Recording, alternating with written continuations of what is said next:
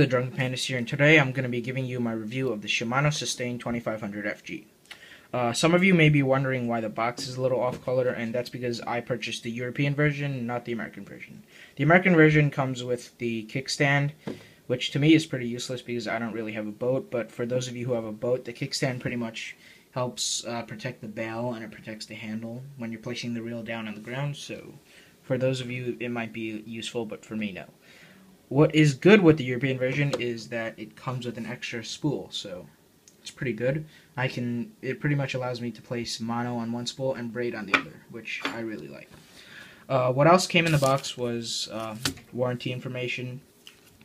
These tabs, which I think are for placing on the spool so that the braid won't slip when the weather gets cold. It also comes with washers, which are for placing under the spool for the widening pattern, so when you spool it up with line, you can either choose to have the line clump up on the bottom or on the top of the spool. And if you don't want that, just don't use the washers. And what I do is I usually just keep them in the box.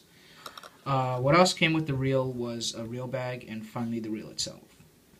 The reel has X-Ship, which pretty much is Shimano's placement of ball bearings to support the pinion gear, and what it does is it gives it more cranking power, and it also gives it more effortless cranking, so you'll feel less tired when you're trying to fight those big fish. The reel also has rapid fire drag, which pretty much is that if you want to go from high drag to low drag or low drag to high drag, you only have to turn it like once or twice, while on other reels, if you want to go from low to high or high to low, you have to turn it 3 or 4 times. And this is a really useful feature when fighting big fish again, that if they start taking like a peeling drag run, you can easily just turn it like one spin and then it'll lower the drag and they can take all the line they want. The Sustain also has a Magnum Light CI4 rotor, and this helps by lowering the weight of the reel, in which you can fish for longer times without feeling tired. Over here, the reel, sorry, got a double team here.